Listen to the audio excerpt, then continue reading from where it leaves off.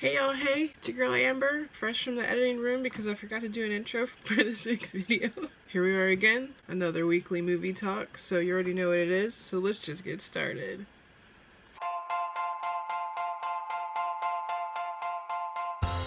Alright, so let's go over the new releases for August 27th through the 29th.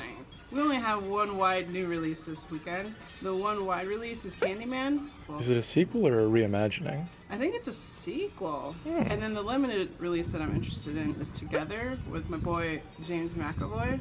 I saw the trailer for it and it looks really interesting. I forgot what it's about though. Let's see, it says it's a drama. A husband and wife, it's this one. A husband and wife are forced to reevaluate themselves and their relationship through the reality of the COVID-19 lockdown.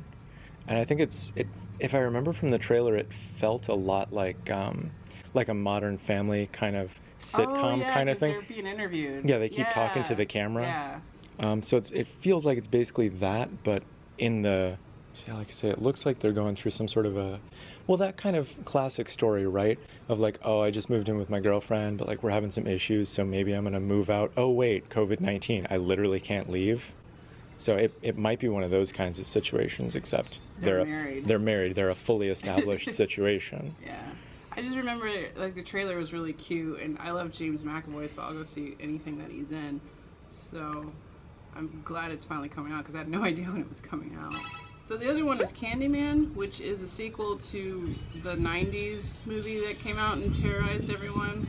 I think I've seen that trailer a bunch of different times because they keep pushing it in front of pretty much every movie you can think of. And I just realized there's wind chimes out there. Yeah, I'm like, are you going to keep going? Because that's super loud. But maybe it doesn't show up. I forgot there's wind chimes out here, so that's fun. But yeah, I don't think there's really that much of a description of what it is. This is a sequel to the original Candyman. Oh, it's a spiritual sequel.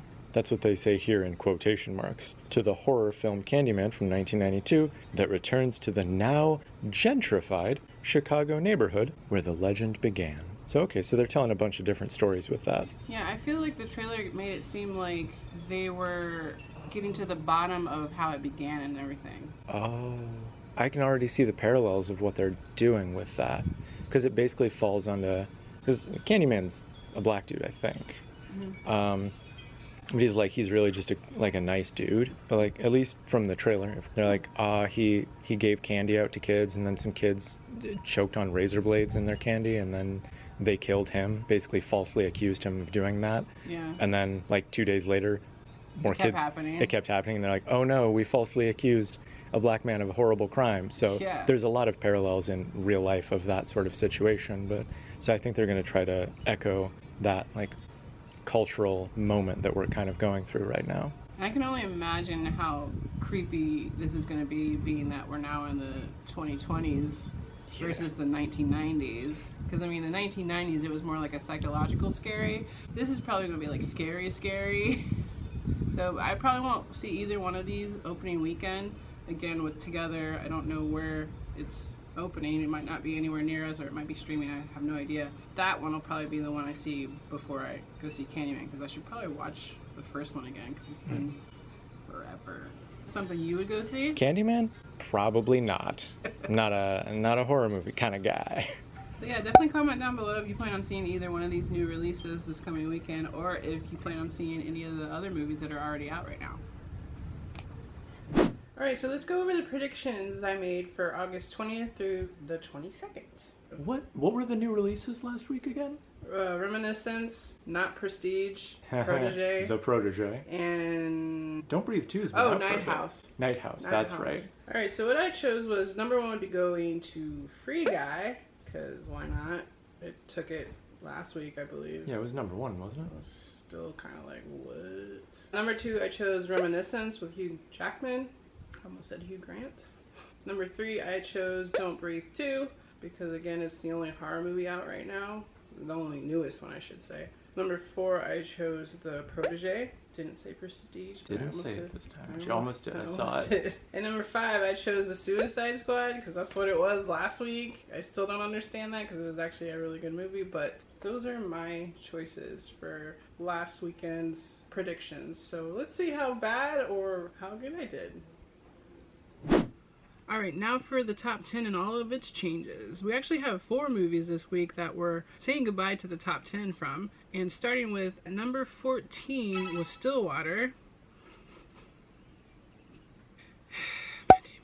After 4 weeks on the charts, the previous week it was at number 8, and now we say good riddance, Matt Damon.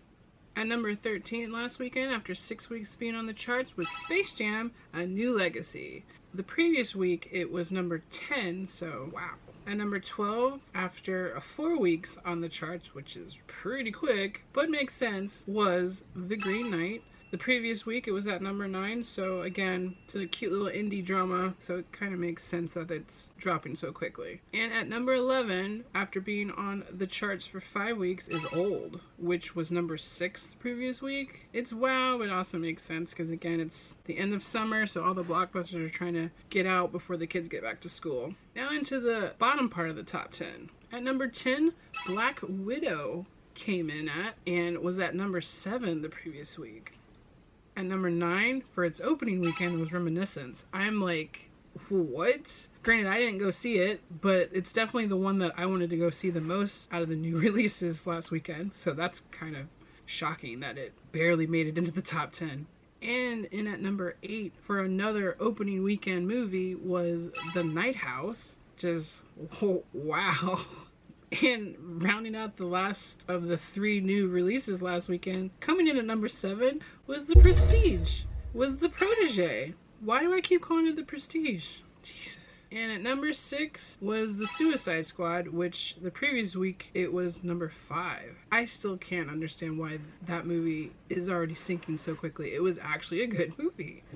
Now for the final top 5 of last weekend's box office. Coming in at number 5 was Respect, making $3 million, and the previous weekend it was at number 4, so not too much of a difference for that one, which is cool because that's a drama, and you don't see dramas like that stay in the top 5 very long, so that's kind of cool that it's still there. At number 4 is Don't Breathe 2, making $5 million this past weekend, and the weekend before last, it came in at number 2, so it's slowly going down. And I bet it's because Candyman's coming out this upcoming weekend, so I wouldn't be surprised. We'll get to that in the predictions.